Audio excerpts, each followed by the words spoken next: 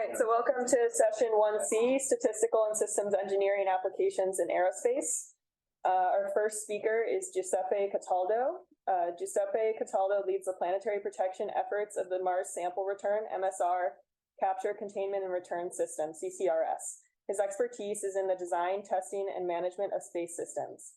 He has contributed to a variety of NASA missions and projects, including the James Webb Space Telescope, where he developed a Bayesian framework for model validation and a multi-fidelity approach to uncertainty quantification for large-scale multidisciplinary systems.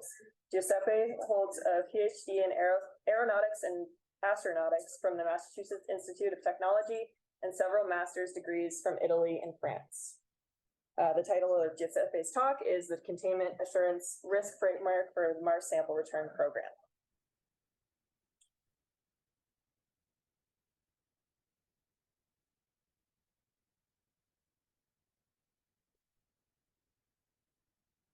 You should be all set. You're already sharing. Yeah, already sharing. Okay, yeah. Good. All right. Well, good morning, everyone. It's a pleasure to be here today. Thank you for the kind introduction as well. So today I really want to talk about particular mission of the Mars Sample Return Program that aims at bringing back samples of rock and atmosphere from Mars in the 2030, and I'll talk about what we call the Containment Assurance Framework. There's a lot of statistics and uncertainty quantification involved. So the brief overview of the Mars Sample Return Program, you can see the architecture that we are planning. So you might have heard of the Perseverance rover that has been there for a couple of years now, collecting samples of rock and atmosphere on Mars. You can see there at the very top, March 2020. The idea here is to go to Mars with two more missions. You can see them at the bottom, the ERO mission and the SRL mission. The SRL, the sample return lander, would leave not earlier than 2028, go to Mars, land on Mars with a rocket in it and a couple of helicopters. You can see them at the very top, the sample retrieval helicopter, SRH. March 2020 Perseverance would carry the samples to SRL, put them in a container, what we call the orbiting sample. Should Perseverance not work, then the helicopters would do the job in that case. And then another mission that would leave not earlier than 2027, ERO, the Earth Return Orbiter. So would go toward Mars, orbit around Mars to provide relay support during the operations for the sample retrieval lander SRL, and wait for the samples to be put in orbit. Okay, so when we are ready, so the rocket, the Mars launch system, will be the first rocket ever to be launched from another planet with samples in it.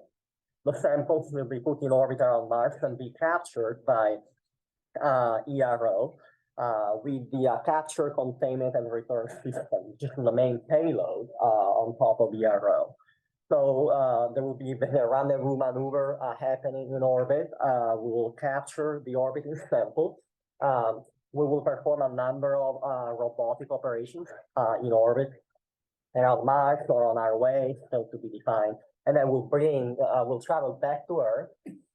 And a few days before landing, the Earth entrance system that you see at the very bottom will be released from ERO and will make its way back to Earth with the samples in a completely passive way. In the meantime, ERO will divert and go away in a heliocentric orbit forever and ever.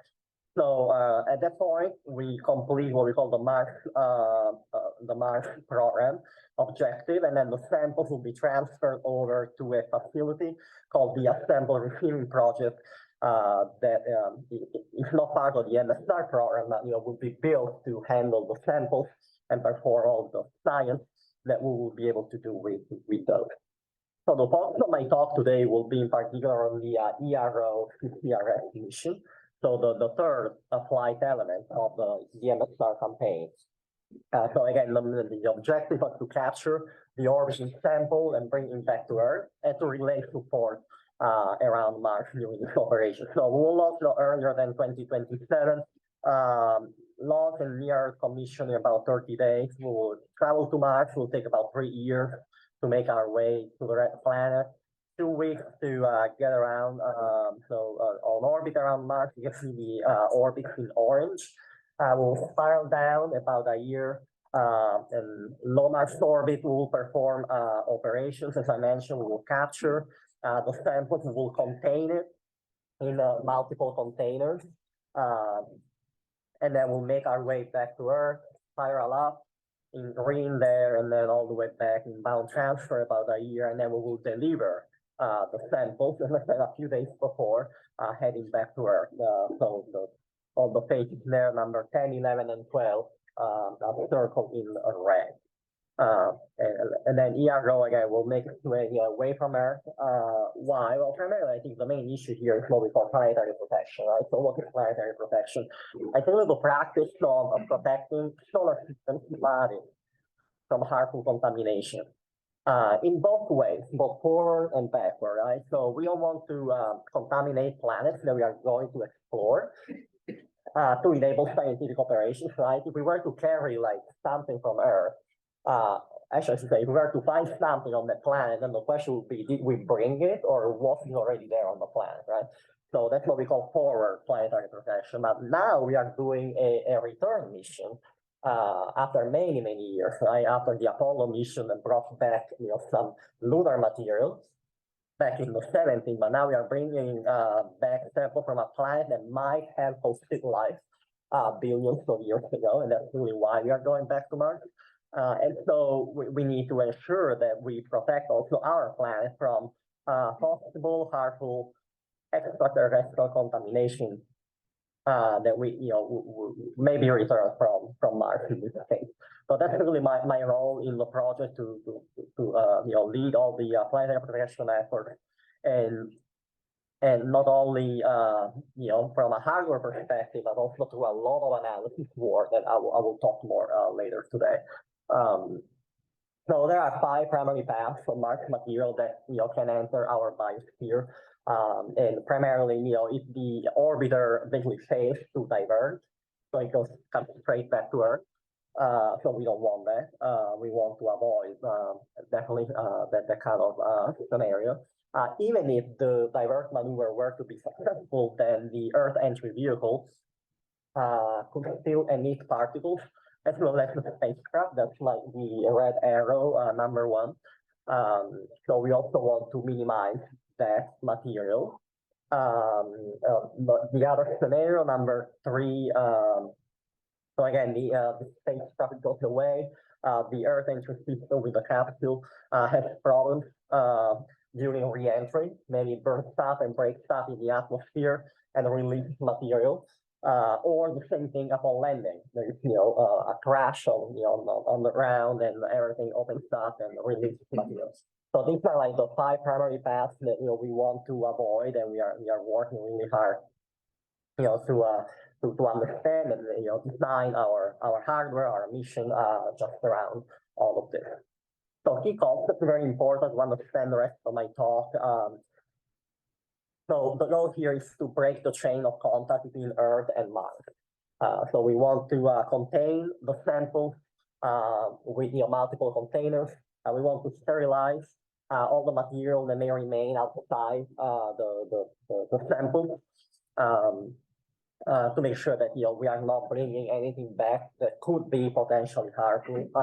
Really, the risk we know is very, very, very low. Okay, but it's not 0. And that's why we are taking this precaution. Okay, and so we call it about containment, not assured. So when the containment of the sample is no longer assured, then we have a problem. Okay, we don't call it failure. Okay, we are not talking about failure here. We are really talking about a state in which one or more requirements for ensuring containment have not been met. Okay, so anything like telemetry showing us that there's something wrong, but maybe it's still everything looks good. It's just that we don't know whether we have a problem. But that's what we call containment, not assured. And so we talked about probability targets. So our requirements have been defined in terms of probability targets. And therefore we use probability distributions like this one where we have basically targets defined at the 50th percentile and the 90th percentile, primarily to deal with non-normal distributions. We expect our distributions to be non-normal, and therefore we really want to tackle this as best as we can. Stay away from just the easy tractable problem of Gaussian distribution. And so we have defined 3 risk elements with probability targets of 1 in a million containment not assured probability, so very, very low threshold. And these are the numbers that we are dealing with. Okay, so the outline of my talk will guide you through the framework for the verification of these requirements through analysis. This framework we call the Containment Assurance Risk Framework, CARS, and integrates multiple models from several domains. So I will talk about the main methodologies, some preliminary results, and the resources that we are using to do it. These are really proposed methodologies, a lot of work in progress. So things are starting to change over the next few months. But I'll guide you through a general overview. I'll talk about the implementation, an example, and some conclusions. So moving on, we rely on fault-free analysis. So basically, what can go wrong and how. So we are trying to identify failure modes and fault conditions that can cause containment not to be assured anymore. So at the very top, we have our 1 in a million requirement.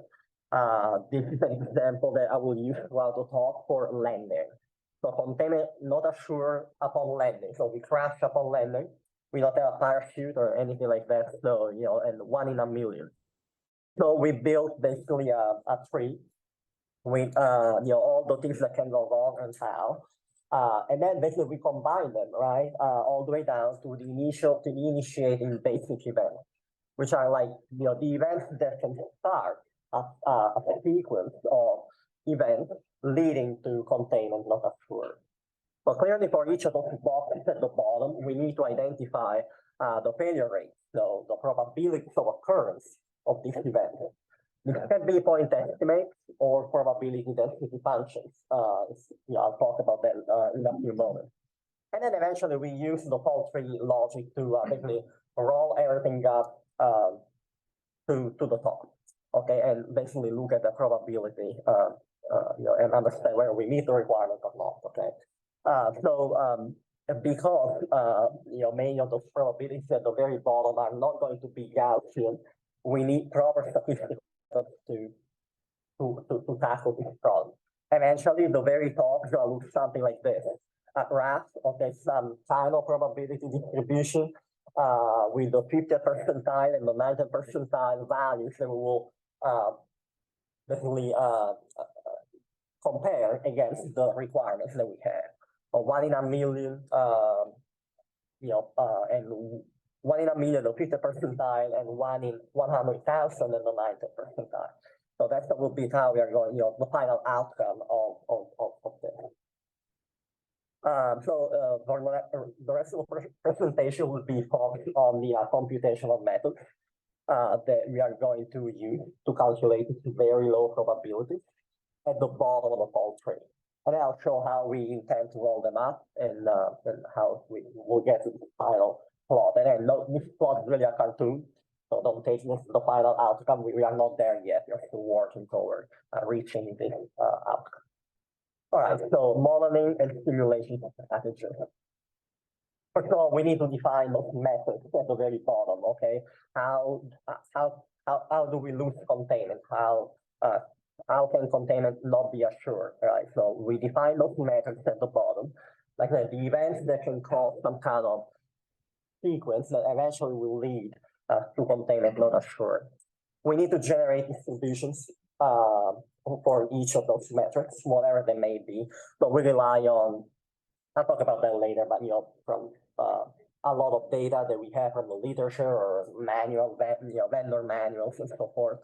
Then eventually we want to sample from those distributions add, multiply them. I put them in quotes. We need to use the appropriate methodology to do that. But we need to follow the logic of the diagram here. And then eventually all the way up to identify, whether we meet the requirements or not.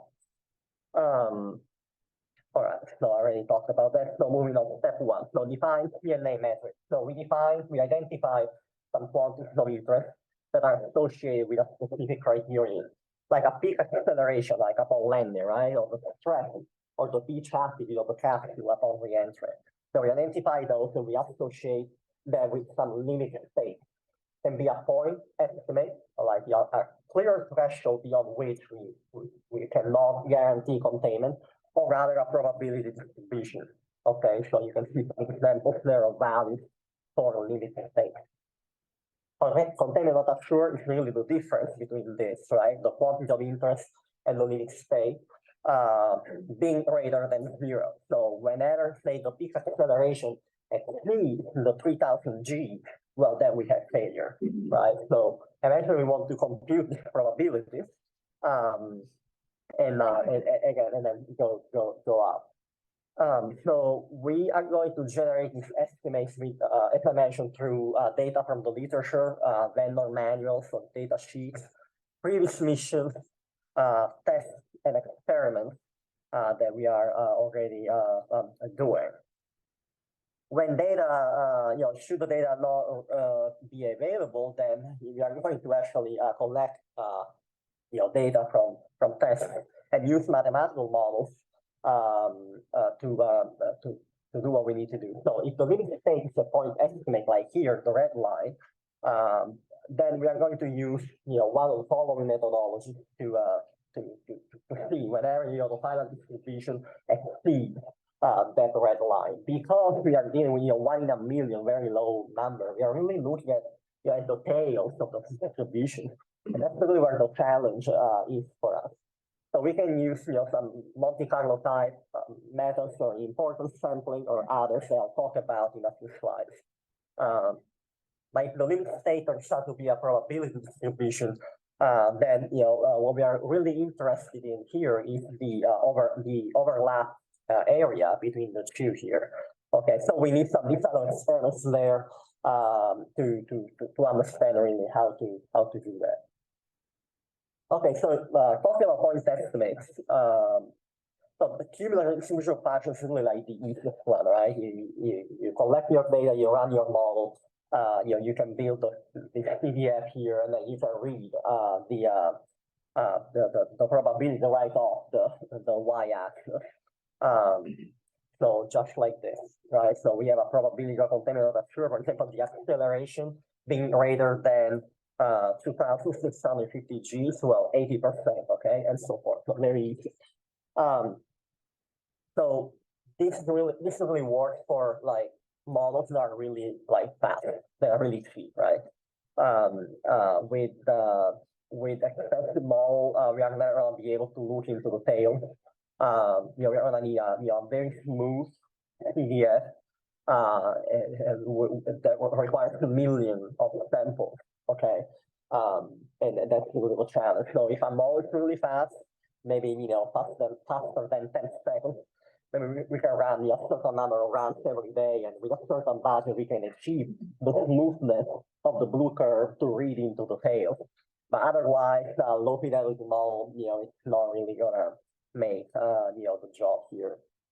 The other methodologies that we looked at are Monte Carlo based, where we can calculate the probability of containment of assured with, for example, importance sampling of statistical simulations, first order, second order methodologies. But here you can see that we achieve convergence after a certain number of iterations. We're still talking about thousands or hundreds of thousands of simulations here. Then we can only afford with cheap models. Okay, so even if we use low fidelity models that are cheaper and faster, again, then the problem with low fidelity models is that they are an approximation of the high fidelity model, and therefore they introduce additional uncertainty in the final result that we don't really want to have to do with, right? 1 in a million is already very small and very hard to achieve. Okay, so same thing here. we cannot rely on just simplified models. And so an idea came to me a few years ago when I was working on the James Webb Telescope and having the same kind of problem. So how about a multi-fidelity approach, where we use both high-fidelity and low-fidelity models, combine them together to achieve required accuracy and also make everything go faster. So the idea here is to use high-fidelity models for whatever application we use, what I call the outer loop application, like an optimization or model validation. But instead of using only high-fidelity model, we can build a number of low-fidelity models and then use them in the loop together with the high-fidelity model. Okay, and what do we achieve with this? Well, we can use the low-fidelity models to reduce computational costs. They're going to be the ones that are going to be run millions of times, and they're going to be really fast, right? But then we keep the high-fidelity model in the loop to ensure the accuracy in the final result. So whatever we lose in terms of accuracy with the low-fidelity model, we recover somehow by keeping the high-fidelity model in the loop. So there are many ways of, or many different types of low-fidelity models. This slide really shows several examples of models that I have been using throughout, from simplified models like linearized models or constraint approximations to data fit models like interpolations or regressions, projection-based models, or also we can use experimental data or expert opinions. We talked about that a lot yesterday in one of the short courses, like the subject matter expert opinion. So we can definitely include that in our low fidelity model. So, but what is good about it? That if we use low fidelity models of different types, of different approximation quality and cost, okay, we can import different aspects of the high fidelity model. Okay, and we can also actually achieve results that are accurate within the prescribed budget. And it's actually proved mathematically that this is better than using only low fidelity models that are accurate but lack a rich diversity. So there are a few references here that go more in depth into this. But one may think, okay, how about I build just a low fidelity model that correlates very well with the high fidelity model, and I just use that. Well, no, we don't want to do that necessarily, okay? And these papers really go more into the, why we want to have low fidelity models that maybe a little bit worse, okay, that correlate maybe less, a little bit worse than the other, but they are faster, for example, they are faster and they allow us to gain in computational cost. So that's really the trade-off here. So how can we use this then? There is a very interesting technique, the multi-fidelity importance sampling, which allows us to reduce the variance on the final results by following this reduction strategy for Monte Carlo estimation. It relies on a Bayesian distribution that shows that fewer samples are needed to obtain an acceptable estimate of the rare event probability than with standard Monte Carlo. So you can already see one of the advantages of this technique. The bias introduced by the sampling from this distribution is then corrected by reweighing the samples in the importance sampling estimator. It consists of two steps. So we can subtract the bias distribution, and then we draw samples from it, and we derive the estimate. The challenge is that it's really the construction of a suitable bias distribution that leads to such a variance reduction. And so the solution is to use what we call a multi-fidelity preconditioning of the cross-entropy method. This paper here goes much more in detail into this. I'll show a very brief overview in the next slide, but again, if you're interested in this technique, you can read more about it in the paper. Basically, this method provides a practical way to approximate the zero variance density by optimizing for a density that minimizes the Kullback-Leibler divergence from the zero variance density of set of visible density. But there is another challenge here that even though solving for a bias density with this technique requires fewer model evaluations, than a regular Monte Carlo approach. The cost of the optimization problem can still be significant if the high-fidelity model is expensive to evaluate. And so the solution is, again, to leverage low-cost low-fidelity models to reduce the cost of this operation. That's where the multi-fidelity technique comes into play once again. The bound on the number of iterations depends on the density that we use to initialize the process. But we exploit the fact that the bound on the number of iterations that we want to keep at a minimum can be reduced by a suitable choice of the density. And then what we do once we have identified that we can just iterate through the different models at different levels, use the high-fidelity model at the very end of it. Okay, and then basically in this paper really shows that we can estimate probability of failures or rare events really as low as 10 to the minus 9. So when I read this paper, I was like, wow, that's really what we need for 1 in a million. So I kind of made it a little bit, I tried this on the data that I have been working with, and the results were really encouraging. So this plot shows the number of iterations that we're able to achieve. So for the whole process, like 4 iterations with the high-fidelity model in blue, and only 1 in orange with the multi-fidelity with 2 models, 2 low-fidelity models there that we can use much more than the high-fidelity model. So we definitely gain in terms of computational cost. We achieve the required values that we need, down to the 1 in a million level, so pretty fast. And that's really what we wanted. And we are proposing this methodology for expensive models that require more time to run.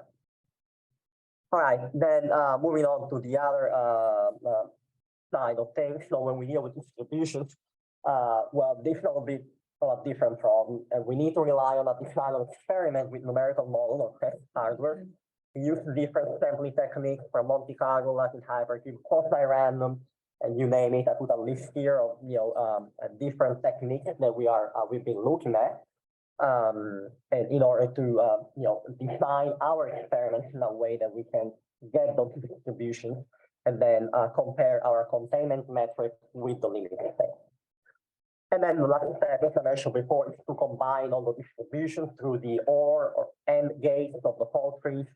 We are trying to use the most general equations. This really relies on the idea of like independent distributions. We know if they are mutually exclusive, we can simplify the equations. If the events are independent, we can simplify and get the equation we are more familiar with. But again, I know already it's just like one of the simplest case that we are going to deal with, but in general, that will not be true for us. So we are working to do this. So as a first demonstration here, you can see how we did it. A first example of basically a roll-up of analysis that we did in Julia using those packages there. You can see the tree here looks like inverted upside down. That's the way Julia plotted this. But you can see the basic events at the bottom here at the top in green, and then how they rolled up all the way to the 1 in a million. Now, these numbers are really just, again, they are not really the numbers that we are using in our analysis, which, I cannot show yet, but I give an idea of the process, the tools that we put together, and the final result really will look more something like this. I mean, that we have no idea what's going to look like, a multimodal distribution that will allow us to finally, make our requirement verification. So really, wrapping up, we want to demonstrate compliance with the strict requirements of MSR with a statistical framework that we have to assess the likelihood of containment not occurred. We are looking at failure modes for conditions to initiate the propagation sequences and use an approach that allows us to leverage the best mathematical techniques around to be computationally efficient. And also to achieve the required accuracy of the requirements, 1 in a million. In terms of future work, we are going to handle joint and conditional distributions. We are starting to work on that. And we are looking to, looking for like sampling techniques for extreme values, looking, at rotational distributions, and perform analysis with models and test data as the mission progresses toward more mature design. I think we don't have any time for questions, but I'll be available for the rest of the day if you want to talk to me here. So thank you for your attention.